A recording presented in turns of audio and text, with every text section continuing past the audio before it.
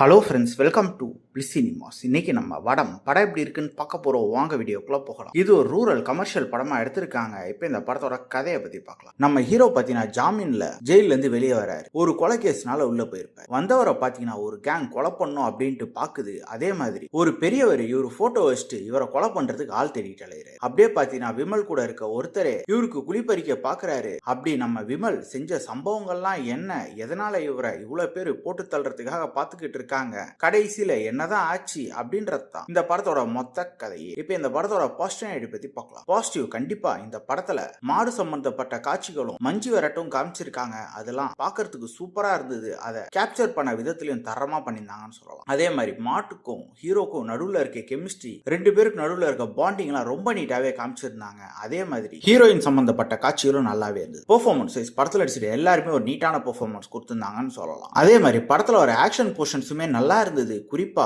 நம்ம ஹீரோவோட மாட்டுக்கு ஒரு சில சம்பவங்கள் நடக்கும்போது நம்ம ஹீரோ சண்டை போடுற விஷயம்லாம் நல்லாவே இருந்தது. டெக்னிக்கலி படம் சவுண்டா தான் இருந்தது. சினிமோட்டோகிராஃபி சூப்பரா பண்ணி கொடுத்திருக்காங்க. சவுண்ட் எஃபெக்ட்ஸ் பிஜிஎமும் நல்லா இருந்தது. டி இமான் தான் மியூசிக் பண்ணிருக்காங்க. சூப்பராகவே பண்ணியிருந்தாங்க. ஸ்கிரீன் பிளே வைஸ் பாத்தீங்கன்னா ஃபர்ஸ்ட் ஹாஃப் பொறுத்தல ஓவரால் நீட்டா கொண்டு போயிருக்காங்க. அங்கங்க காமெடி, அங்கங்க பல காட்சிகள் வச்சு நல்லாவே போயிருந்தது. செகண்ட் ஹாஃப் பொறுத்தளவு பாத்தீங்கன்னா டுவர்ட்ஸ் தி கிளைமேக்ஸ்லாம் படத்தை பட்டுன்னு முடிச்ச மாதிரி இருந்தது. இன்னும் கொஞ்சம் டீடைலிங்கோட பண்ணிருக்கலாம். மொத்தத்துல பாத்தீங்கன்னா இது ஒரு ஒன் டைம் வாட்சபிள் படம் தான். வேணும்னா ட்ரை பண்ணி பாருங்க. இந்த படத்துக்கு நம்மளோட ரேட்டிங் இட்டீங்கன்னா 10க்கு 6 மார்க் கொடுக்கலாம். இன்னொரு வீடியோல சந்திக்கலாம். தேங்க்யூ.